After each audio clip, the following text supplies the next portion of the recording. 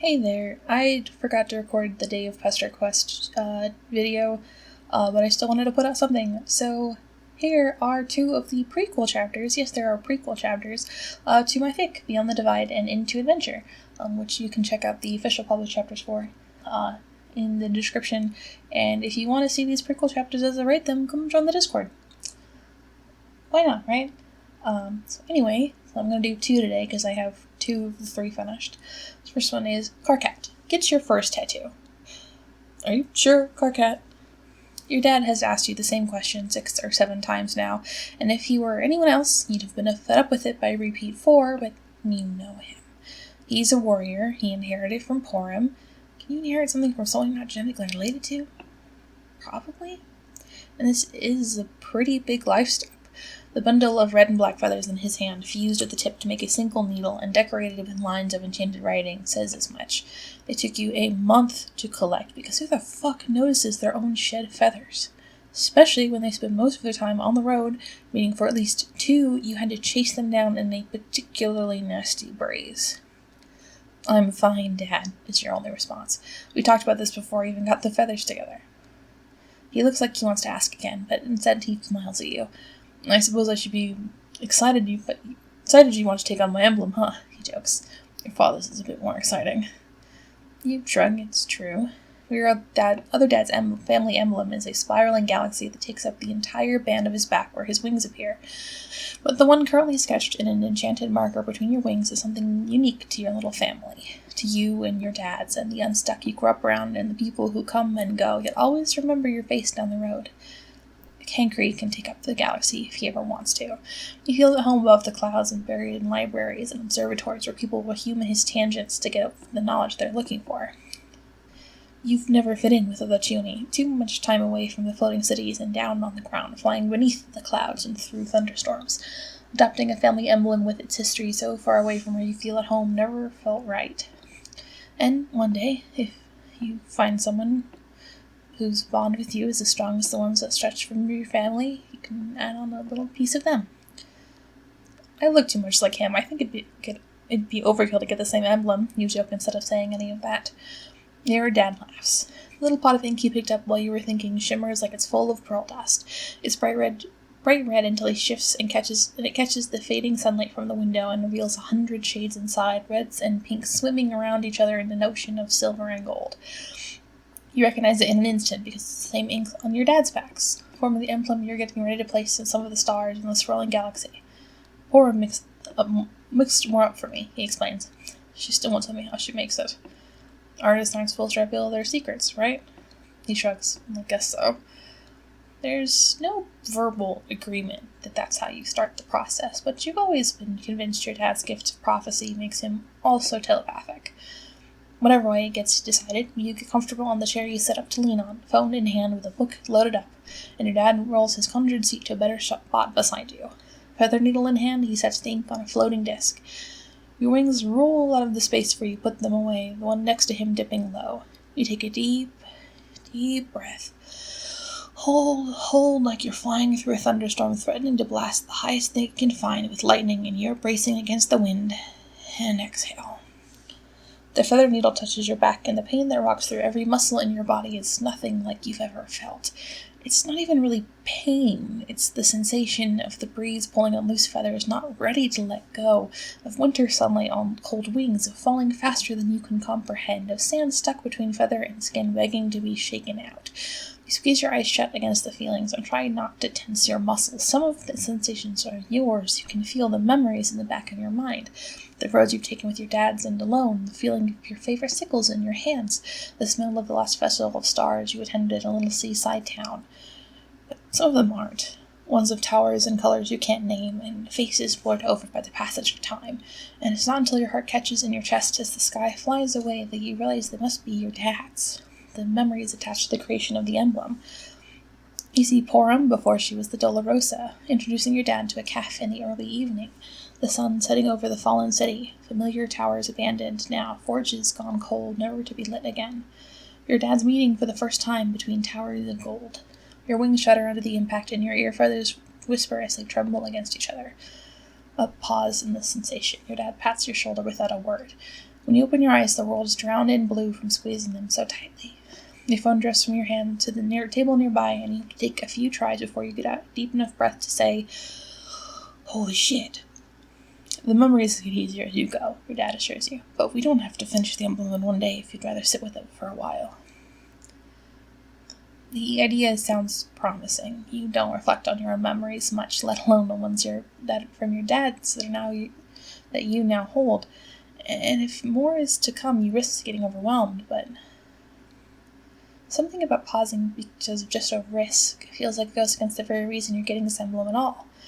Your dads have always encouraged you to keep going forward, to keep a brave face and helping hand, to keep your eyes on the possibilities of the horizon. I can do it, you say. Your dad helms and picks the feather needle back up. You just decide to close your eyes and advance this time. The sensations are easier to deal with the second time. They're not as strong, not as much like being thrown back in time, more like sitting around a campfire to tell stories. Each prick and line of the feather needle rings higher in your processing than the one before, slowly drowning out specific memories and leaving only impressions and fleeting wisps. The smell of your first and only home in the sky. Grass after a rainstorm under bare feet. Cow fur freshly brushed, a moth on your fingertip. You breathe with measured practice, and to pause while your dad gets more ink, you stretch your wings wide, enough to make them shudder and drop a feather. You watch it drift to the floor with one eye cracked open. It's finished. By the time your dad speaks again, you find yourself nearly falling asleep on the chair. Your back aches from the needle and your muscles feel like you've run a marathon, but the sense of peace that washes over you when you sit up and feel the ink intertwining with the wholeness inside your chest makes this seem inconsequential. Your dad looks a little teary, but he wipes it away before you can get your voice back in working order to ask about it. Your wings disappear as you get up off the chair, and before you really think about what you're doing, you wrap your arms around your dad and give him the tight, spine-popping hug you haven't gotten since before you started traveling on your own. He chuckles soft into your soaked and returns the hug as best as he can without touching the patch of ink on your back. "I put a bit on a spin on it, just for you," he says. "We can start a new tradition here, change things up for each new caretaker of the emblem." You laugh too, and you have a feeling you know what he means. "You were planning that all along, weren't you?" You joke, breaking the hug to move into the mirror as you set up for this moment. "You were never going to do this the usual way." He waves his hand as he smiles and follows you over to the mirrors. Call it inventing a usual way. A new usual way. The mirrors don't catch the remaining sunlight, so you don't catch the ocean of colors, but just the bright red against your skin is breathtaking. In the center is the same centerpiece of your dad's emblems, two orbs circle each other with elliptical tails, the dance of stars and planets. And from out it branch ribbons of varying width and pattern tangled in and around each other, forming an oval that encircles the parts of your back where your wings spring forth. You know them in a heartbeat. You couldn't mistake them for anything else. They're bonds. The bonds that you see if you focus just a little, that pull people together and hold the world in balance and that seem to curl around your fingers and hands and pull you forward.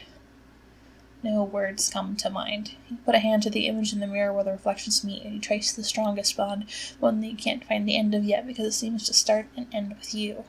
Your family bonds are there.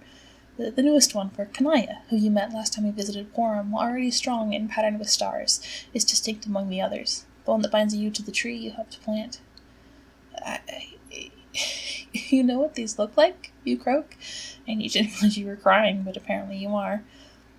You told me once about these. Your dad traces your family ones in the reflection, but the rest, well, sometimes prophecy isn't so far-reaching. The bonds you see are part of what makes you unique, Karkat. I thought it was only fitting that you keep them with you. You can't answer through the sniffles, but your dad seems to understand your thanks. The memory, the energy, the love of your family is with you. And maybe one day you'll get to share it. Alright, so the second one is even further in the past. It's called Kankri Sr. Go Exploring. The streets around you don't look particularly familiar. Or rather, they don't feel familiar, as your home city has perfectly graded streets, and most of the tall buildings is exactly the same from the ground, which, considering you haven't gotten the hang of flying just yet, is exactly how you see them. You're splitting hairs. No one else is out at this time of day, many curled up at home, readying themselves for the coming night. But you like watching the sunsets curl through the clouds, washing you in its warmth and the palladium shine of your home.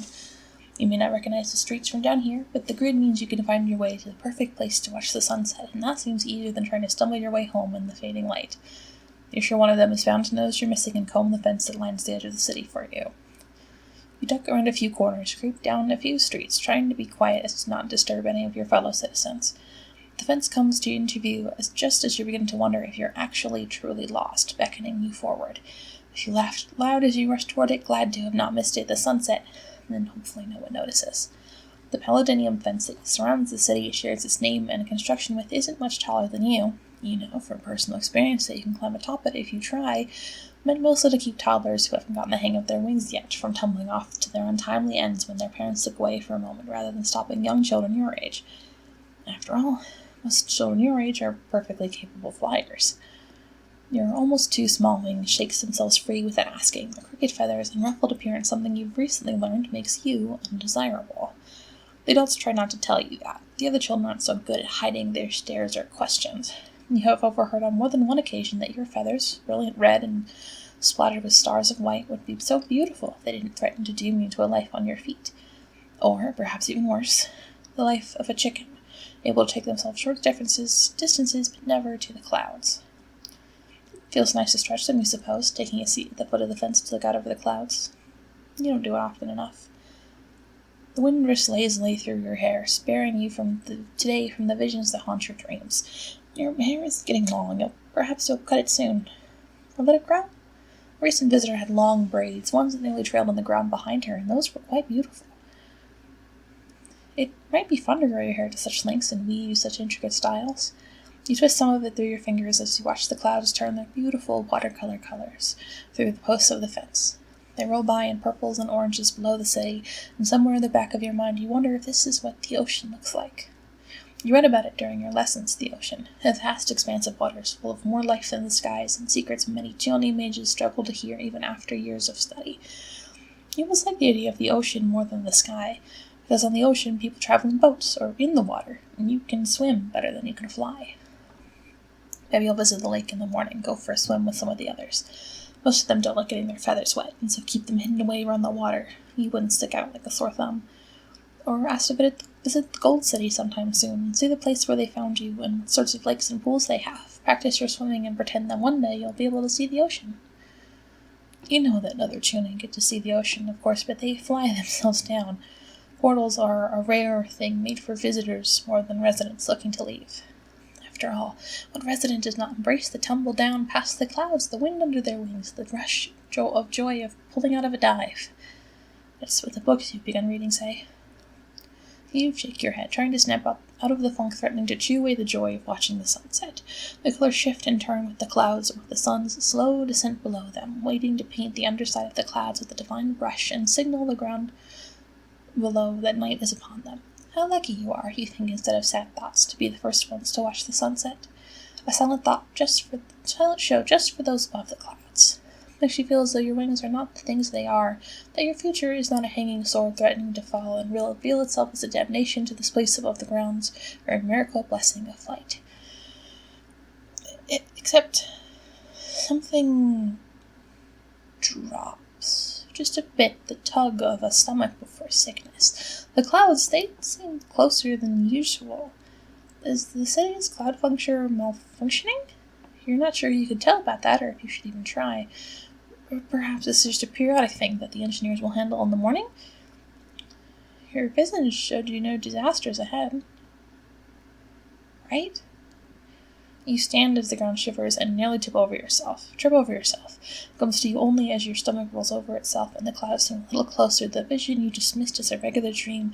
The woman, no Chioni you've ever known, holding you tight, fangs only dimly visible in the shadows of a lamp-lit home. You couldn't hear her speak, but she knew your language was reassuring you about something. From her mouth and the way she rocked you back and forth, there were bandages on her arms, and you were plagued by the rolling feeling. You put a word to it. Falling. You're falling. The city is falling. The city is not supposed to be falling. The idea of a floating city is falling. Well, against their very nature, the city is supposed to stand tall against all odds. By the blessings of the whole, by the strength of its people, the city starts falling much, much faster. The colors of the sunset are reflected in the buildings around you as you plummet towards the clouds. Something new joins in the roll of falling in your stomach as you grab the fence posts in a desperate attempt to not fall away. A bitter guilt. Were you not just dreaming of seeing the ocean and the ground below? And now you've been caught outside as everything you've ever known begins to plummet. The city crashes through the clouds at the same time you start to hear screaming. It is not the scream of injury, but of fear and panic, of confusion and of strangled attempts to survive. You hear the hiss of steam as forges are doused, the cries of children swept up into arms and held with nowhere to go. Your ear feathers threaten to break from their bases, your own heartbeat hammering in your ears, and the realization that around you, between voices, you hear what sounds like 1,000 ribbons tearing at once. Wrap your arms around the fence posts when your fingers begin to ache and shut your eyes against the stinging wind. The city is falling even faster than you when you're pushed from a perch to try and fly just one more time. You never felt the pull of gravity the way you do now. The wind that gently caressed your hair now whips past you like needles dragging at your skin. You think you would feel sick if your entire body hadn't seized up in some anticipation of what happens at the end of falling. No one's really afraid of falling, a visitor's childhood told you once. They're afraid of what happens when you stop falling. You wonder, in the back of your mind, if the woman that you saw was some face of death no one else has ever discovered. What may be your last thought is a bitter realization that this is the closest you've ever gotten to flying. The temperature crack when the city dives past the clouds makes every hair on your body stand on end and your ear feathers fan out. The air had begun cooling in the sunset above you, but here is still flush with daylight's embrace, warming you faster than you could have braced for what with everything else going on. You feel your grip loosen in the shock while fear grips your throat tight enough to still your breath at the realization that the following few seconds prove that your body had the right idea. The first, your undesired wings spread, and with a jolt of pain carry you into the air. The second, the city falls away from you and turns diagonally. The third, the city crashes into the ground and is buried into the ground. The spot where you were sitting is buried in rubble. The fourth, your wings flap and you go flying away from a fence post that would have impaled you. Your wings crumble with the terror that usually accompanies them being out while you are hurtling through the air, and you find yourself free falling down toward a ground that under any other circumstances you would have been happy to see. You shut your eyes, think of the end of falling, and wait.